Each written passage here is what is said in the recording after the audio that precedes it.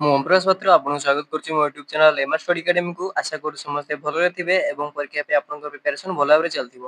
ପୂର୍ବ ଭିଡ଼ିଓରେ ଆମେ ଧ୍ୱନି ବର୍ଣ୍ଣ ଓ ବର୍ଣ୍ଣମାଳାର 50ଟି ଆମେ କ୍ୱେଶ୍ଚନ ଡିସ୍କସନ କରିଥିଲୁ। ଅପସନ ଏ ବୁଝିଥିଲୁ ଯେ କାହିଁକି ଉତ୍ତରଟି ହୋଇଥିଲା। ତେଣୁ ଯଦି ଆପଣ ଭିଡ଼ିଓଟି ଦେଖିନାହାନ୍ତି ମୁଁ ଡେସ୍କ୍ରିପସନରେ ଲିଙ୍କ ଦେଇଦେବି, ଆପଣ ଯାଇ ପୁরো ଭିଡ଼ିଓଟି ଦେଖିପାରିବେ। ୟା ପରେ ଆମେ ଟପିକ 1 ଟି ଆମେ ଡିସ୍କସନ କରିଥିଲୁ। ଏବେ କ'ଣ କରିବା, ଆଉ 50ଟି ଯୋଉ କ୍ୱେଶ୍ଚନ ରହିଯାଇଛି ଧ୍ୱନି ବର୍ଣ୍ଣ ଓ ବର୍ଣ୍ଣମାଳାର ଆଉ ଯେତିକି କ୍ୱେଶ୍ଚନ ରହିଛି ସେଟା ଡିସ୍କସନ କରିଦେବା। ତେଣୁ ଆପଣ ଭିଡ଼ିଓଟି ଫୁଲ ଦେଖନ୍ତୁ। ଆଉ କିଛି ସବଜେକ୍ଟ ଉପରେ ଡାଉଟ୍ ଅଛି ଆପଣ କମେଣ୍ଟ ସେକ୍ସନରେ ଜଣେଇବେ। সেই ସବଜେକ୍ଟ ଆମେ ମାରାଥନ କ୍ଲାସଟି କରିବା ଟପିକ ୱାଇଜ, ଦେଲେ ଆପଣଙ୍କର କ୍ଲିୟର ହେଇପାରିବ। ତେଣୁ ଚାଲନ୍ତୁ ସମୟ ନଷ୍ଟ କରି ଏବେ ଭିଡ଼ିଓ ଷ୍ଟାର୍ଟ କରିବା। ଦେଖିବା କ୍ୱେଶ୍ଚନ ଗୁଡ଼ିକ କ'ଣ ଅଛି ଆଉ ଆପଣ 50 ରୁ କେତେ ଠିକ୍ କରୁଛନ୍ତି କମେଣ୍ଟ ସେକ୍ସନରେ ଜଣେଇବେ, ଯାହାଦ୍ୱାରା କି ମୁଁ ଜାଣିପାରିବି ପ୍ରିପାରେସନ ଆପଣଙ୍କର କେମିତି ଚାଲିଛି। ତେଣୁ ଯିବା ପ୍ରଥମ କ୍ୱେଶ୍ଚନ ଡିସ୍କସନ କରିବା। ପ୍ରଥମ କ୍ୱେଶ୍ଚନଟି କ'ଣ ଅଛି ନା ଆଶ୍ରିତ ବର୍ଣ୍ଣ କାହାକୁ କୁହନ୍ତି? ହେଲା, ଆମର ଓଡ଼ିଆରେ ଯୋଉ ଆଶ୍ରିତ ବର୍ଣ୍ଣ ଅଛି ସେଟା କାହାକୁ କୁହନ୍ତି? ଅପସନଟି କ'ଣ ଅଛି? ସ୍ପର୍ଶ ବର୍ଣ୍ଣ, ଅନ୍ତସ୍ଥ ବର୍ଣ୍ଣ, ଉଷ୍ଣ ବର୍ଣ୍ଣ, ଅଯୋଗବାହ ବର୍ଣ୍ଣ। ତେଣୁ ଆମର ଆଶ୍ରିତ ବର୍ଣ୍ଣ କାହାକୁ କୁହନ୍ତି ନା ଆମର କ'ଣ ହବ ଅପସନ ନମ୍ବର ଡି, ଯେଟା କ'ଣ ଅଛି ଅଯୋଗବାହ ବର୍ଣ୍ଣ। ସେଟା କ'ଣ କୁହନ୍ତି ଆମର ନା ଆଶ୍ରିତ ବର୍ଣ୍ଣର ଅନ୍ୟ ନାମ କ'ଣ? ଅଯୋଗବାହ ବର୍ଣ୍ଣ। ମନେ ରଖିବେ। ନେକ୍ସଟ କ୍ୱେଶ୍ଚନ ଦେଖିବା କ'ଣ ଅଛି ଏବେ। କେଉଁ ବର୍ଣ୍ଣ ଗୁଡ଼ିକ ସ୍ୱର କିମ୍ବା ବ୍ୟଞ୍ଜନ ବର୍ଣ୍ଣର ଆଶ୍ରୟ ବିନା ଉଚ୍ଚାରିତ ହୋଇପାରନ୍ତି ନାହିଁ? ହେଲା, କେଉଁ ବର୍ଣ୍ଣ ଗୁଡ଼ିକ ସ୍ୱର କିମ୍ବା ବ୍ୟଞ୍ଜନ ବର୍ଣ୍ଣ ଦିଟାର ଆଶ୍ରୟ ବିନା ଉଚ୍ଚାରିତ ହୋଇପାରନ୍ତି ନାହିଁ। ହୁଏତ ସେ ସ୍ୱର ବର୍ଣ୍ଣର ଆଶ୍ରୟ ନେବ, ନହେଲେ ବ୍ୟଞ୍ଜନ ବର୍ଣ୍ଣର ଆଶ୍ରୟ ନେବ। ତେଣୁ এই ଅପସନଟି କୋଉଟା? ଅପସନଟି କ'ଣ ଅଛି? ସ୍ପର୍ଶ ବର୍ଣ୍ଣ, ଅନ୍ତସ୍ଥ ବର୍ଣ୍ଣ, ଉଷ୍ଣ ବର୍ଣ୍ଣ ନା ଅଯୋଗବାହ ବର୍ଣ୍ଣ। ୟା ଭିତରୁ କୋଉଟା ହବ ନା ଅପସନ ନମ୍ବର ଡି, যেটা କ'ଣ ଅଛି ଅଯୋଗବାହ ବର୍ଣ୍ଣ। ଟିକେ ଆଗରୁ କହିଗଲି କୋଉଟା, ଆଶ୍ରିତ ବର୍ଣ୍ଣ ଯୋଉଟା ଅଯୋଗବାହ ବର୍ଣ୍ଣଟା ବି ସେଇଟା।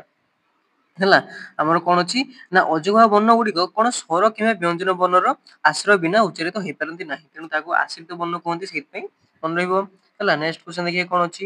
ପ୍ରତ୍ୟେକ ବର୍ଗର ପଞ୍ଚମ ବର୍ଣ୍ଣକୁ କୋଉ ବର୍ଣ୍ଣ ବୋଲି କୁହାଯାଏ? ଯୋଉ ପ୍ରତ୍ୟେକ ବର୍ଗ ରହିଛି ହେଲା, ତା ଭିତରୁ ଯୋଉ ଆମର ପଞ୍ଚମ ବର୍ଣ୍ଣର ବର୍ଣ୍ଣକୁ ଆମେ କୋଉ ବର୍ଣ୍ଣ ବୋଲି କହିଥାଉ? ଅପସନ କ'ଣ ଅଛି? ସ୍ପର୍ଶ ବର୍ଣ୍ଣ, ଅନ୍ତସ୍ଥ ବର୍ଣ୍ଣ, ଉଷ୍ଣ ବର୍ଣ୍ଣ, ଅଯୋଗବାହ ବର୍ଣ୍ଣ ନା ଅନୁନାସିକ ବର୍ଣ୍ଣ। ହେଲା, ଅପସନ ଭିତରୁ କୋଉଟା ହବ? ମୋର ପଞ୍ଚମ এই ଯୋଉ ବର୍ଗ ଗୁଡ଼ିକ ରହିଛି ପ୍ରତ୍ୟେକ ବର୍ଗ ପଞ୍ଚମ ବର୍ଣ୍ଣକୁ କ'ଣ କୁହାଯାଏ ନା ଅପସନ ନମ୍ବର କୋଉଟା ହବ ଇ, যেটা କ'ଣ ଅନୁନାସିକ ବର୍ଣ୍ଣ। ମନେ ରଖିଥିବେ ପଞ୍ଚମ ବର୍ଗଟାକୁ କ'ଣ କୁହନ୍ତି? ଅନୁନାସିକ ବର୍ଣ୍ଣ। ହେଲା, ପ୍ରତ୍ୟେକ ବର୍ଗ ଯୋଉ ପଞ୍ଚମ ବର୍ଣ୍ଣଟା ରହିଛି ସେଟା କ'ଣ କୁହନ୍ତି? ଅନୁନାସିକ ବର୍ଣ୍ଣ ବୋଲି କହିଥାଉ। ନେକ୍ସଟ ଅଛି 54 ନମ୍ବର କ୍ୱେଶ୍ଚନଟି। ଅ ନିୟଣ ନ ମରେ ହଳ ତଥା ଅନୁଷ୍କାର ବିସର୍ଗ ଚନ୍ଦ୍ରବିନ୍ଦୁ କେଉଁ ବର୍ଣ୍ଣରେ ଅନ୍ତର୍ଭୁକ୍ତ? ଏଇ ଯୋଉ ଏତିକି ରହିଲା ଏଗୁଡାକ କୋଉ ବର୍ଣ୍ଣରେ ଅନ୍ତର୍ଭୁକ୍ତ? ଅପସନରେ କ'ଣ ଅଛି? ସ୍ପର୍ଶ ବର୍ଣ୍ଣ, ଉଷ୍ଣ ବର୍ଣ୍ଣ, ଅନୁନାସିକ ବର୍ଣ୍ଣ, ଅନ୍ତସ୍ଥ ବର୍ଣ୍ଣ, ଅଯୋଗବାହ ବର୍ଣ୍ଣ। ହେଲା, ୟା ଭିତରୁ କୋଉଟା ଆମର ଏଇ ଯୋଉ ବର୍ଣ୍ଣ ଗୁଡାକ ଦେଇଛନ୍ତି ତା ଭିତରେ ଅନ୍ତର୍ଭୁକ୍ତ? କୋଉଟା ଠିକ ହବ ନା ଅପସନ ନମ୍ବର ଇ, যেটা କ'ଣ ଅଛି ଅନୁନାସିକ ବର୍ଣ୍ଣ। ତେଣୁ ମନେ ରଖିଲେ ଅନୁନାସିକ ବର୍ଣ୍ଣ କୋଉଡାକ ଯେ ଆମର ପ୍ରତ୍ୟେକ ବର୍ଗର ପଞ୍ଚମ ବର୍ଣ୍ଣ କ'ଣ କହିଥାଉ? যেটা କି ଆମେ କ'ଣ କହିଥାଉ? ଅନୁନାସିକ ବର୍ଣ୍ଣ। ତାର ଏକ୍ସାମ୍ପଲ ଟା କ'ଣ? ଅ ନିୟଣ ନରେ ମ ନ ମ ଅନୁଷ୍କାର ବିସର୍ଗ। ହେଲା, ଏଇଗୁଡାକ ହଉଛି କ'ଣ? ଅନୁନାସିକ ବର୍ଣ୍ଣ। ହେଲା, ନେକ୍ସଟ କ୍ୱେଶ୍ଚନ ଦେଖିବା ଏବେ କ'ଣ ଅଛି ଆମର କ'ଣ ଅଛି? କଣ୍ଠ ତାଲବ୍ୟ ବର୍ଣ୍ଣ କୋଉଠି? ୟା ଭିତରୁ କୋଉଟା କଣ୍ଠ ତାଲବ୍ୟ ବର୍ଣ୍ଣ? ହେଲା, ତେଣୁ ଅପସନରେ କ'ଣ ଅଛି? ଓ ଔ ଓ ଅନୁଷ୍କାର ବିସର୍ଗ ଏ ଓଇ। ହେଲା, ଏ ଭିତରୁ କୋଉଟା କଣ୍ଠ ତାଲବ୍ୟ ବର୍ଣ୍ଣ? ହେଲା, କୋଉଟା ଠିକ ହବ ନା ଅପସନ ନମ୍ବର ଡି, যেটা କି କ'ଣ ଅଛି ନା ଏ ଆଉ ଓଇ। ହେଲା, ଏଇ ଦିଟା ହଉଛନ୍ତି କ'ଣ? କଣ୍ଠ ତାଲବ୍ୟ ବର୍ଣ୍ଣ। ହେଲା, ନେକ୍ସଟ କ୍ୱେଶ୍ଚନ ଦେଖିବା କ'ଣ 56 ନମ୍ବର କ'ଣ ଅଛି ନା କଣ୍ଠସ୍ଥ ବର୍ଣ୍ଣ କୋଉଠି? ୟା ଭିତରୁ କୋଉଟା କଣ୍ଠସ୍ଥ ବର୍ଣ୍ଣ? ହେଲା, ଅପସନ କ'ଣ ଅଛି? ଓ ଔ ଓ ସେଇ ଅପସନ ଗୁଡା ଯାହା ଥିଲା ସେ ଡିଟା ବି ସେ ଏ ଓଇ। ଏ କୋଉଟା କଣ୍ଠସ୍ଥ ବର୍ଣ୍ଣ? ହେଲା, ତେଣୁ କୋଉଟା ସଠିକ ଉତ୍ତରଟି ହବ ନା ଅପସନ ନମ୍ବର ଏ, যেটা କ'ଣ ଅଛି ଓ ଔ। ଓ ଔ କୁ କ'ଣ କୁହନ୍ତି? ଆମର କଣ୍ଠସ୍ଥ ବର୍ଣ୍ଣ। ହେଲା, ମନେ ରଖିଥିବେ ଇମ୍ପୋର୍ଟାଣ୍ଟ କ୍ୱେଶ୍ଚନ ଥିଲା କଣ୍ଠସ୍ଥ ବର୍ଣ୍ଣ। ଆଉ ଯୋଉ ୟା ଆଗରୁ କ୍ୱେଶ୍ଚନ ଆମେ ଡିସ୍କସନ କରିଗଲୁ ସେଟା ବି ଯେ କ'ଣ କଣ୍ଠ ତାଲବ୍ୟ। ହେଲା, ତାପରେ ଦେଖିବା କ'ଣ ଅଛି ମାନେ ଦିଟା ଆମେ ଯୋଉ ପଢୁଛୁ କଣ୍ଠ ବର୍ଣ୍ଣ ତାଲବ୍ୟ ବର୍ଣ୍ଣ ତାର ମିଶେଇକି କିଛି ଦେଇଛି। ହେଲା, ଯେମିତି କଣ୍ଠସ୍ଥ ବର୍ଣ୍ଣ, କଣ୍ଠ ତାଲବ୍ୟ। ତାପରେ ନେକ୍ସଟ କ୍ୱେଶ୍ଚନ ସେମିତି ଅଛି ଦନ୍ତସ୍ଥ ବର୍ଣ୍ଣ ବୋଲି ଆମେ କାହାକୁ କହିଥାଉ? ହେଲା, ଅପସନ କ'ଣ ଅଛି? ଓ ଔ ଓ ଅନୁଷ୍କାର ବିସର୍ଗ ଏ ଓଇ। ହେଲା, କୋଉଟା ହବ ଆମର ଦନ୍ତସ୍ଥ ବର୍ଣ୍ଣ ନା ଅପସନ ନମ୍ବର କୋଉଟା? ଅପସନ ନମ୍ବର ବି, যেটা କ'ଣ ଅଛି ନା ଓ। ଓଟାକୁ କ'ଣ କୁହନ୍ତି ଆମର ନା ଦନ୍ତସ୍ଥ ବର୍ଣ୍ଣ। ହେଲା, ଓଟାକୁ କ'ଣ କୁହନ୍ତି ନା ଦନ୍ତସ୍ଥ ବର୍ଣ୍ଣ। ମନେ ରଖିଥିବେ। ଦେଖିବା ନେକ୍ସଟ କ୍ୱେଶ୍ଚନ କ'ଣ ଅଛି? ଅଳ୍ପ ପ୍ରାଣ ବ୍ୟଞ୍ଜନ କୋଉଟା? ହେଲା, ଏ ଯୋଉ ଅଳ୍ପ ପ୍ରାଣ ଆମେ କହିଥାଉ ତାର ବ୍ୟଞ୍ଜନ ବର୍ଣ୍ଣଟା ଆମର ଚିହ୍ନେଇବା। ଅପସନ କ'ଣ ଅଛି? ଅସ୍ତେଜ ର ଅଳ ଓ ନା ତାଲବେଶ ମୁଣ୍ଡେଶ ଦନ୍ତେଶ ନା ଖ ଛ ଥ ଥ ଫ ନା ଆମର କଚଟ ତପ। ହେଲା, ଏଥିରୁ କୋଉଟା ଅଳ୍ପ ପ୍ରାଣ ବ୍ୟଞ୍ଜନର ଆମର ଉଦାହରଣ ଗୋଟେ ଅଛି ନା ଅପସନ ନମ୍ବର ଡି, যেটা କ'ଣ ହବ କ ଚଟ ତପ। ହେଲା, ଏଇଟା ହଉଛି କ'ଣ ଗୋଟେ ଏକ୍ସାମ୍ପଲ କାହାର ନା ଅଳ୍ପ ପ୍ରାଣ ବ୍ୟଞ୍ଜନର ଗୋଟେ ଉଦାହରଣ। ହେଲା, देखिए ଏବେ नेक्स्ट क्वेश्चन कौन अच्छी ना महाप्राण व्यंजन चिन्ह माने या भितर कोनटा गोटे महाप्राण व्यंजन रो गोटे कोन उदाहरण ऑप्शन रे कोन अछि अस्तेज रो अळ उ तालबेस मुनेस दंतेस ख छ ठ थ फ कचट तप हला कचट तप हम कोन बोलु अल्प प्राण मन रहिला तापर होची महाप्राण हला महाप्राण होची कोउटा या भितर ना ऑप्शन नंबर सी जेटा कोन ख छ ठ थप हला एटा होची कोन महाप्राण एटा गला कोन अल्प प्राण एटा गला कोन महाप्राण ख छ ठ तप माने तळ लाइन को हमर आसुची सेटा ହେଲା ମନେ ରହିଲା ଦେଖିବା ନେକ୍ସଟ क्वेश्चन कोन अछि अघोष व्यंजन कोउटाडे हमर चिन्हबा ହେଲା गला कोन महाप्राण गला तापर हमर कोन गला अघोष ए भीतर पचारछि अघोष रो गोटे चिन्हित कहिछि ऑप्शन कोन अछि अस्तेज रोळ उ तालबेस मुन्नेस दंतेस ख छ ठ थप कचट तप आ ऑप्शन नंबर ई अछि कोन बोथ बी एंड सी ए भीतर कोउटाडे मोर अघोष व्यंजन रो उदाहरण এটা উত্তরটি কোন হবো না both b and c ହେଲା মানে মোর কোন ଅଛି তালবেশ মুন্নেশ দন্তেশ ବି হবো ଆଉ কোন খ ଛଟ থপ ବି হবো ହେଲା এটা হচ্ছে ଗୋଟେ ଅଘୋଷ ବ୍ୟଞ୍ଜନର ଗୋଟେ কোন ଉଦାହରଣ ହେଲା এই ଯୋଉ ଅଘୋଷ ବ୍ୟଞ୍ଜନ ହଉଛି କୋନ ନା ପ୍ରତ୍ୟେକ ବର୍ଗର ପ୍ରଥମ ଓ ଦ୍ୱିତୀୟ ବର୍ଣ୍ଣ ତଥା ତାଲବେଶ ମୁନ୍ନେଶ ଦନ୍ତେଶ ହଉଛି କୋନ ଅଘୋଷର ବ୍ୟଞ୍ଜନ ମନେ ଗୋଟେ ଉଦାହରଣ ମନେ ରହିଲେ କୋନ ଖାତାରେ ନୋଟ ଡାଉନ ରଖି ଦିଅନ୍ତୁ କୋନ ଅଛି ଅଘୋଷ ବର୍ଣ୍ଣ ଆପଣ ପଚାରେ କୋନ ହବ ନା ଆମର ପ୍ରତ୍ୟେକ ବର୍ଗର ପ୍ରଥମ ଦ୍ୱିତୀୟ ହେଲା प्रथम वर्गर प्रथम आ द्वितीय प्रत्येक वर्गर आ तालबेश मुन्नेश दंतेश सेटा कोन गोटे गोटे हमर अघोष व्यंजन गोटे गोटे उदाहरण हैला तापर क्वेश्चन देखंतु से अनुसार अछि सघोष वर्ण ए भीतर कोनटा को चिनिया पई कहिछि हैला कोनटा हबो हमर ऑप्शन को अस्तेज रो अळ उ तालबेश मुन्नेश दंतेश ख छ ठ थप ना कचट तप एथरो अघोष गला तापर अछि सघोष सघोष व्यंजन उदाहरण कोनटा हबो आगे जानियतु सघोष रो कोन प्रत्येक वर्गर तृतीय चतुर्थ पंचम वर्ण एवं अस्तेज रो अळ उ ए सबुडी कहउछ कोन ना सघोष व्यंजन हैला तेनो ऑप्शन नंबर ए टा हबो कोन ना सघोष जेमति अस्तेज रो अळ उ अछि तेनो सेतै कोन बटा गोटे ना सघोष व्यंजन गोटे उदाहरण हबो देखिबे नेक्स्ट क्वेश्चन कोन अछि प्रत्येक वर्गर केउ वर्ण अल्प प्राण व्यंजन अटे हैला प्रत्येक जो वर्ग हमें पढिलु हैला सेगुडा कर कोनटा गोटे कोन हबो ना हमर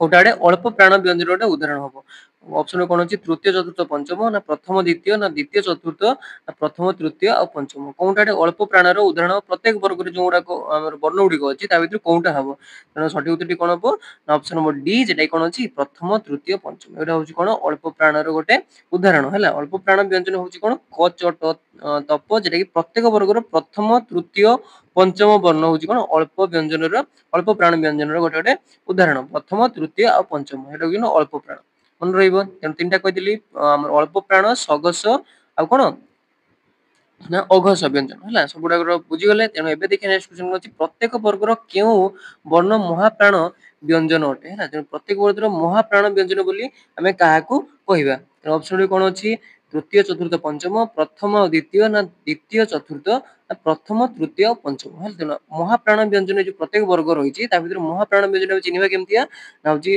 कोन महाप्राण व्यंजन होछि ख छ ठ थप तेनो जे प्रत्येक वर्गर द्वितीय वर्ण चतुर्थ वर्ण कोन कोनती हमर महाप्राण बोली कहथांती तेनो सठिक उत्तरटी कोन हबो ना ऑप्शन नंबर कोनटा ना ऑप्शन नंबर सी जेटा कोन अछि द्वितीय चतुर्थ हैला द्वितीय चतुर्थ कोन कोनती ना सेटा होछि कोन ना महाप्राण व्यंजन रे उदाहरण माने प्रत्येक वर्ग द्वितीय चतुर्थ कोन कहजिवो ना महाप्राण बोली कहजिवो अल्प प्राण त हम बुझिलु तापरे महाप्राण भी बुझिलु कोन एबे जिबा कोन ना प्रत्येक वर्गर केउ वर्ण को अघोष व्यंजन बोली कहिथाउ अघोष आगुर एग्जांपल करि गेले एबे सेडा देखिया प्रत्येक वर्ग कोउटा को हम कहिथाउ जे अघोष व्यंजन बोली कहिथाउ तेनो ऑप्शन को देखिया तृतीय चतुर्थ पंचम प्रथम द्वितीय द्वितीय चतुर्थ प्रथम तृतीय आ पंचम तेनो सठिक उत्तरटी कोन हो कोउटा हम अघोष बोली कहिबु ना प्रत्येक वर्गर प्रथम द्वितीय वर्ण तथा तालबेश मुन्नेश दंतेश कोन कहिबा हमर अघोष व्यंजन बोली कहिबा तेनो कोउटा उत्तर हबो ना ऑप्शन नंबर बी जेटा कोन प्रथम आ द्वितीय हैला प्रथम द्वितीय आ कोन तालबेश मुन्नेश दंतेश हैला एटा कोन कहति हम अघोष व्यंजन बोली कहिथाउ सठिक उत्तरटी कोन हैला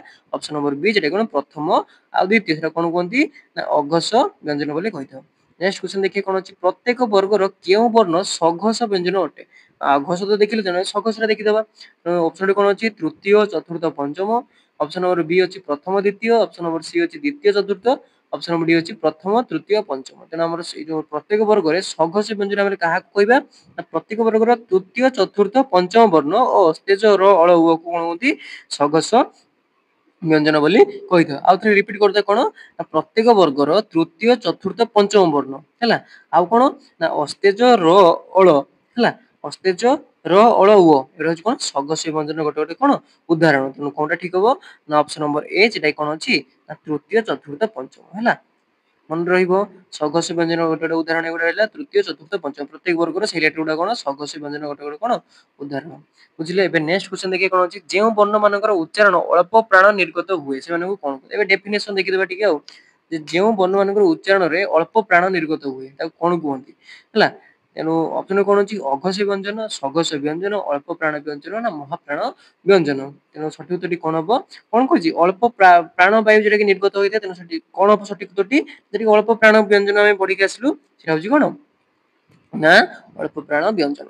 ଏକ୍ସାମ୍ପଲ ଆମେ ପଢିକି ଆସିଲୁ ତେଣୁ ଏକ୍ସାମ କହିବା ଦରକାର ନାହିଁ। ଆପଣ ସେଠୁ ଦେଖିଦେଲେ ଆମର ମାନେ ଗୋଟେ ବର୍ଗରେ କୋଉଟା କୋଉଟାକୁ ଆମେ କଣ କହିବା ଅଳ୍ପ ପ୍ରାଣ ବୋଲି ହେଲା। ଏବେ ଯିବା ନେକ୍ସଟ କ୍ୱେଶ୍ଚନ କଣ ଅଛି 67 ନମ୍ବର ହେଲା।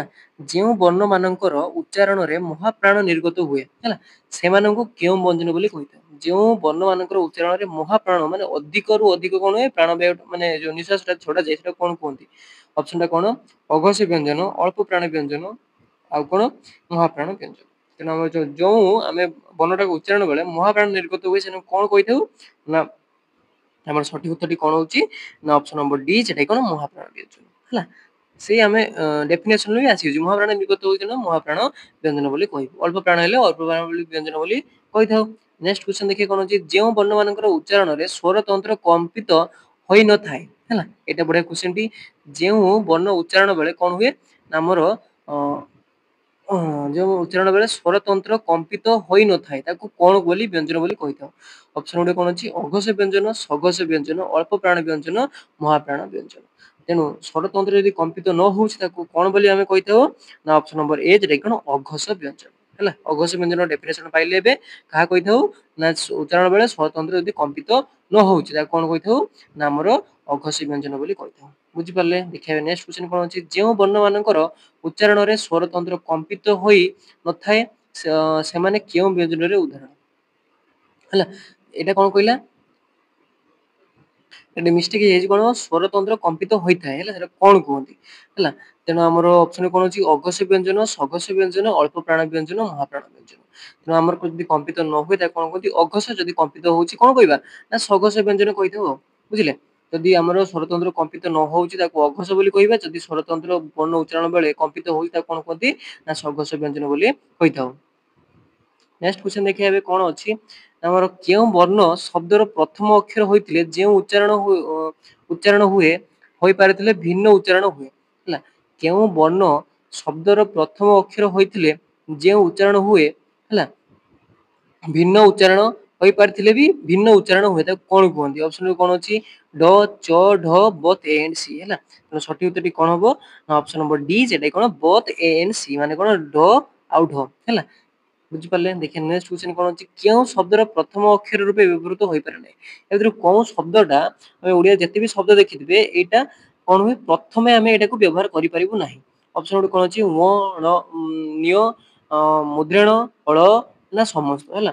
ତେଣୁ ବହୁତ ଗୁଡାଏ କ୍ୱେଶ୍ଚନ ଏଇଟା ଅଛି ଯେ ଆମେ ଓଡିଆରେ ଯେତେ ବି ଶବ୍ଦ ଅଛି ପ୍ରଥମେ ଆମେ ଏଇ ଅକ୍ଷରଟା କେବେ ଏଇ ବର୍ଣ୍ଣଟାକୁ ଆମେ କେବେ ବ୍ୟବହାର କରିପାରିବୁ ନାହିଁ। ତେଣୁ ସଠିକ ଉତ୍ତରଟି କଣ ହବ ନା ଅପସନ ନମ୍ବର ଇ, ଯେଟା କଣ ସମସ୍ତ ମାନେ ଅ, ନ୍ୟ, ମୁଦ୍ରାଣ, ହଳ ଏଟାକୁ ଆମେ କେବେ ବି ଯେକୌଣସି ଶବ୍ଦ ଆମେ ଲେଖିଥାଉ ପ୍ରଥମେ ଏଇ ବର୍ଣ୍ଣଟାକୁ ଆମେ ବ୍ୟବହାର କରିପାରିବୁ ନାହିଁ। ଦେଖିବା ନେକ୍ସଟ କ୍ୱେଶ୍ଚନ, କେଉଁ ବର୍ଣ୍ଣର ବ୍ୟବହାର କେତୋଟି ଶବ୍ଦରେ ମାତ୍ର ସୀମିତ ହେଲା। ଏମିତି ଗୋଟେ ବର୍ଣ୍ଣ କୁହନ୍ତୁ ତାର କଣ ହଉଛି ତାର ବ୍ୟବହାରଟି କିଛି ମାନେ କଣ ଶବ୍ଦ ପାଇଁ କେବଳ ସୀମିତ ଅଛି, ସବୁ ପାଇଁ ବ୍ୟବହାର କରିପାରିବୁ ନାହିଁ। ତେଣୁ ଅପସନ କଣ ଅଛି ମୁଦ୍ରାଣ, ଅ, ନ୍ୟ ନା ବତ, ଏଣ୍ଡ ସି ହେଲା। ତେଣୁ ସଠିକ ଉତ୍ତରଟି କଣ ହେଲା ନା ଅପସନ ନମ୍ବର ଡି, ଯେଟା କଣ ବଥ, ବି ଏଣ୍ଡ ସି ମାନେ ଆମର ଅ ଆଉ ନ୍ୟ ଏଇଟା କଣ କିଛି ମାନେ ସବୁ ଶବ୍ଦ ଆମେ ବ୍ୟବହାର କରିପାରିବୁ ନାହିଁ, କିଛି ସୀମିତ ମାନେ କିଛି ଡେଫିନେଟ କିଛି ଶବ୍ଦ ଅଛି ଯୋଉଥିରେ କି ଆମେ ଏଇ ଦିଟା କଣ ବର୍ଣ୍ଣକୁ ଆମେ ବ୍ୟବହାର କରିପାରିବୁ। ବୁଝିଲେ? ଦେଖିବା ନେକ୍ସଟ କ୍ୱେଶ୍ଚନ କଣ ଅଛି, ଉଭୟ ମୁଖ ଗହ୍ୱର ଓ ନାସିକା ସାହାଯ୍ୟରେ କେଉଁ ବର୍ଣ୍ଣ ଉଚ୍ଚାରିତ ହୁଅନ୍ତି ହେଲା। ଆମର ଉଭୟ ମୁଖ ଗହ୍ୱର ଆଉ ନାସିକା ସାହାଯ୍ୟରେ ଏ ଭିତରୁ କୋଉ ବର୍ଣ୍ଣଟା ଆମେ ଉଚ୍ଚାରଣ କରିଥାଉ? ଅପସନ ବି କଣ ରହିଲା କଣ୍ଠ ବର୍ଣ୍ଣ, ତାଲବ୍ୟ ବର୍ଣ୍ଣ, ମୁଦ୍ରଣ ବର୍ଣ୍ଣ, ଅନୁନାସିକ ବର୍ଣ୍ଣ ହେଲା। ମୁଖ ଗହ୍ୱର ଆଉ ନାସିକା ସାହାଯ୍ୟରେ କୋଉ ବର୍ଣ୍ଣ ଉଚ୍ଚାରିତ ହେଇଥାଏ ନା ଅପସନ ନମ୍ବର କୋଉଟା ଠିକ ହବ ଅପସନ ନମ୍ବର ଡି, ଯେ କଣ ଅନୁନାସିକ ବର୍ଣ୍ଣ ହେଲା। ଡେଫିନେସନ ପାଇଲେ ଅନୁନାସିକ ବର୍ଣ୍ଣର ଉଦାହରଣ ମୁଖ ଗହ୍ୱର ଆଉ ନାସିକା ଏହା ସାହାଯ୍ୟରେ କଣ ହୁଏ ନା ଆମର ବର୍ଣ୍ଣଟା ଉଚ୍ଚାରଣ ହେଇଥାଏ।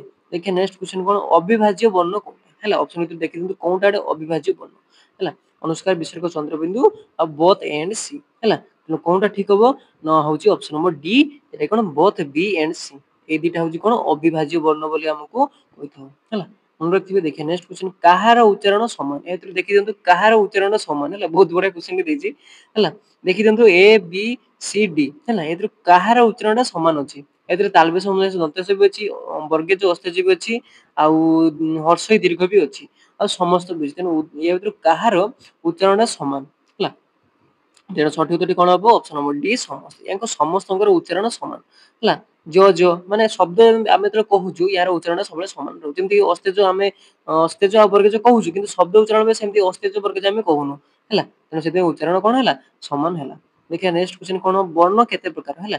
ଏବେ ହଉଛି କଣ ବର୍ଣ୍ଣ ଆମେ କେତେ ପ୍ରକାର ପଢିଗଲୁଣି, ତେଣୁ ବର୍ଣ୍ଣ କେତେ ପ୍ରକାର ଅପସନ କଣ ଅଛି 2 3 4 1।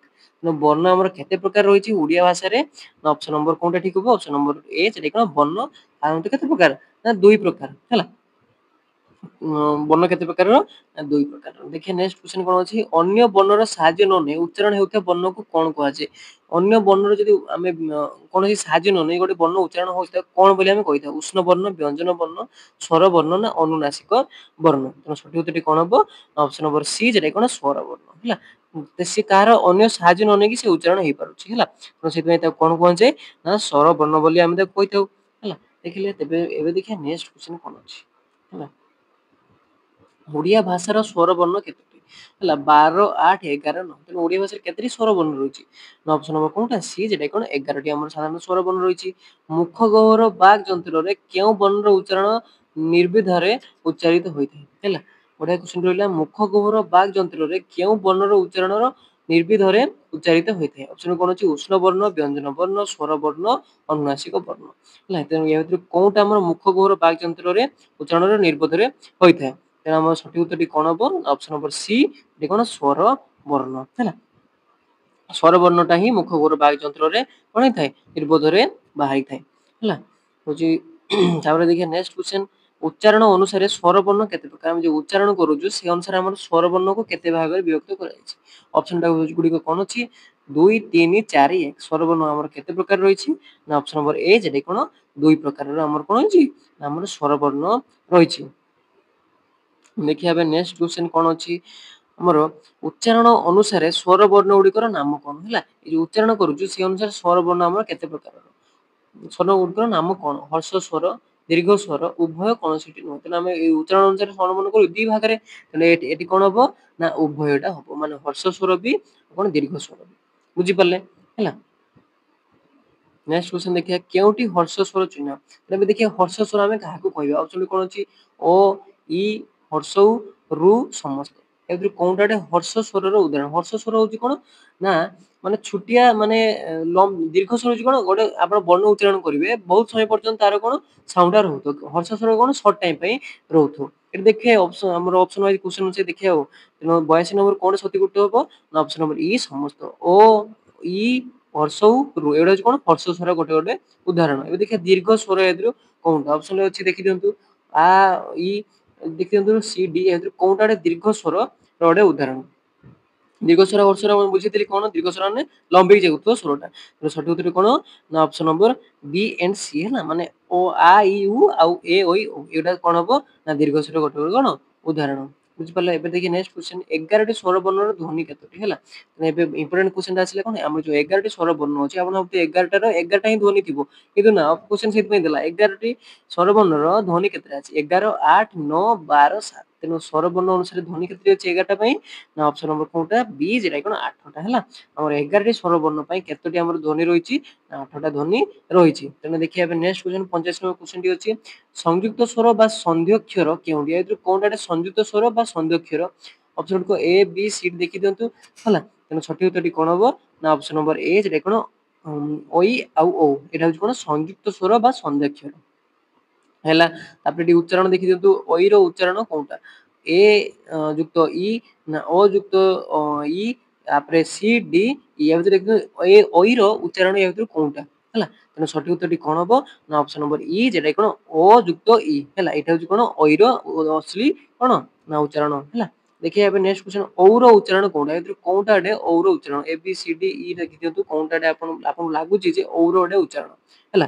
ତେଣୁ ସଠିକ ଉତ୍ତରଟି କଣ ହବ ନା ଅପସନ ନମ୍ବର ए যেটা কোন অ যুক্ত উ এটা হচ্ছে কোন ঔর গোটে কোন সঠিক উচ্চারণ মনে রহিলা দেখে নেক্সট क्वेश्चन যে বর্ণ গুড়িক স্বরবর্ণর সাহায্য বিনা উচ্চারিত হই পারନ୍ତି ନାହିଁ ସେମାନଙ୍କୁ কোন ବୋଲି କୁହାଯାଏ ସ୍ୱରବର୍ଣ୍ଣ ବିନାରେ ଏମାନେ ଉଚ୍ଚାରଣ ହେଇ ପାରିବେନି ଅପସନ কোন ଅଛି ବ୍ୟଞ୍ଜନ ବର୍ଣ୍ଣ ସ୍ୱରବର୍ଣ୍ଣ ଉଭୟ କୌଣସିଟି ନୁହେଁ ସଠିକ ଉତ୍ତରଟି কোন ହେବ ବ୍ୟଞ୍ଜନ ବର୍ଣ୍ଣ ସାଧାରଣତଃ কোন ସ୍ୱରବର୍ଣ୍ଣ ବିନା ମାନେ ଉଚ୍ଚାରଣ ହେଇ ପାରିବେ ନାହିଁ ଦେଖିବା ଆମର ଓଡ଼ିଆ ଭାଷାରେ କେତୋଟି ବ୍ୟଞ୍ଜନ ବର୍ଣ୍ଣ ରହିଛି 38 39 36 ଆଉ 49 49 ତ କୋନ ଟୋଟାଲ ବର୍ଣ୍ଣ ତା ଭିତରୁ ବ୍ୟଞ୍ଜନ ବର୍ଣ୍ଣ କେତେଟା ହେଲା ତେଣୁ ସଠିକ ଉତ୍ତରଟି କଣ ହବ ଅପସନ ନମ୍ବର ଏ যেটা কোন 38 ଟି ହେଲା 11 ଟି ସ୍ୱରବର୍ଣ୍ଣ ରହିଲା 38 ଟି ବ୍ୟଞ୍ଜନ ବର୍ଣ୍ଣ ତେଣୁ କହିଲା 38 ଟି ବ୍ୟଞ୍ଜନ ବର୍ଣ୍ଣର ଉଚ୍ଚାରଣରେ କେତୋଟି ଧ୍ୱନି ଯେମିତି ଆପଣ କହିଲି ଟିକେ ଆଗରୁ ସ୍ୱର ବର୍ଣ୍ଣର କେତେଟା 8ଟା ରହିଲା ସେମିତି 38 ଟି ବ୍ୟଞ୍ଜନ ବର୍ଣ୍ଣ କିନ୍ତୁ ଧ୍ୱନି କେତେଟା ଆମ ପାଇଁ ରହିଛି ଅପସନ କୋନ ଅଛି 34 32 49 39 ତେଣୁ କେତୋଟି ଆମର ରହିଛି ଆମର ଯୋଉ 38 ଟି ବ୍ୟଞ୍ଜନ ବର୍ଣ୍ଣ ସେଥିପାଇଁ କେତୋଟି ଧ୍ୱନି ରହିଛି ନା ସଠିକ ଉତ୍ତରଟି କଣ ଅପସନ ନମ୍ବର ବି যেটা কোন 32 ଟି ତେଣୁ 32 ଟି ଧ୍ୱନି ଆମର ରହିଛି 38 ଟି ବ୍ୟଞ୍ଜନ ବର୍ଣ୍ଣ ପାଇଁ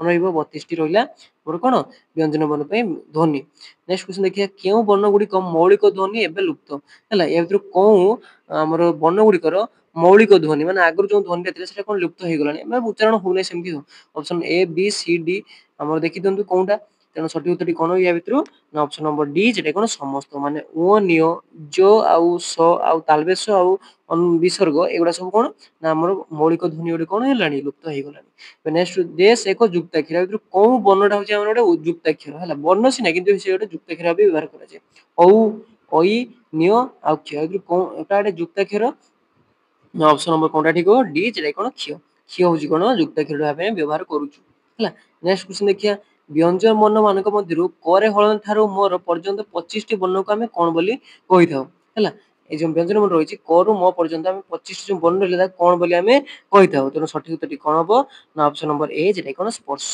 ବର୍ଣ୍ଣ ହେଲା ମ କ ଠାରୁ ମ ପର୍ଯ୍ୟନ୍ତ କଣ କହିଥାଉ ନା ସ୍ପର୍ଶ ବର୍ଣ୍ଣ ବୋଲି କହିଥାଉ ହେଲା ଦେଖିବା ଏବେ ନେକ୍ସଟ क्वेश्चन କଣ ଅଛି ଆମର ସ୍ପର୍ଶ ବର୍ଣ୍ଣ ର ଅନ୍ୟ ନାମ କଣ ଯୋଉ ସ୍ପର୍ଶ ବର୍ଣ୍ଣ ଆମେ କହିଲୁ 25 ଟି ରହିଲା ସେଟାର ଅନ୍ୟ ନାମ କଣ ଅବର୍ଗ୍ୟ ବର୍ଣ୍ଣ ନା ବର୍ଗ୍ୟ ବର୍ଣ୍ଣ ନା ଅନ୍ତସ୍ଥ ବର୍ଣ୍ଣ ନା ଉଷ୍ଣ ବର୍ଣ୍ଣ ହେଲା ଏ ଭିତରୁ କୋଉଟା ସଠିକ ଉତ୍ତରଟି ହବ ନା ଅପସନ ନମ୍ବର କୋଉଟା ଅପସନ ନମ୍ବର ଡି যেটা কোন ଅଛି ବର୍ଗ୍ୟ ବର୍ଣ୍ଣ ସ୍ପର୍ଶ ବର୍ଣ୍ଣକୁ ଆମେ କଣ ବୋଲି କହିଥାଉ ମଧ୍ୟ ବର୍ଗ୍ୟ ବର୍ଣ୍ଣ ବୋଲି ଆମେ କହିଥାଉ ନେକ୍ସଟ क्वेश्चन ଦେଖିବା କଣ ଅଛି ବର୍ଗୀୟ ବର୍ଣ୍ଣ କେତୋଟି ହେଲା ଆମର ଯୋଉ ଟୋଟାଲ ବର୍ଣ୍ଣ ମଧ୍ୟରୁ କେତେଟା ଆମର ବର୍ଗୀୟ ବର୍ଣ୍ଣ ରହିଛି 36 25 16 49 ତେଣୁ ଆମର କେତୋଟି ବର୍ଗୀୟ ବର୍ଣ୍ଣ ରହିଛି ନା ଅପସନ ନମ୍ବର କୋଉଟା ଠିକ ହବ ଅପସନ ନମ୍ବର ବି যেটা কোন 25 ଟି ଆମର କଣ ରହିଛି ନା ବର୍ଗୀୟ ବର୍ଣ୍ଣ ରହିଛି 25 ଟି ଟୋଟାଲ ମନେ ରଖିବେ ତାପରେ ଦେଖିବା ନେକ୍ସଟ क्वेश्चन କଣ ଅଛି ଅବର୍ଗୀୟ ବ୍ୟଞ୍ଜନ ଆମର କେତୋଟି ରହିଛି ଆମର ବର୍ଗୀୟ ବର୍ଣ୍ଣ ସେଟା 25 ରହିଲା ଅବର୍ଗୀୟ ବ୍ୟଞ୍ଜନ କେତେଟା ଅପସନ କଣ ଅଛି 11 17 13 ଆଉ 9 ହେଲା ଅବର୍ଗୀୟ ବ୍ୟଞ୍ଜନ ଆମର କେତୋଟି ରହିଛି ଅପସନ ନମ୍ବର ସି যেটা কোন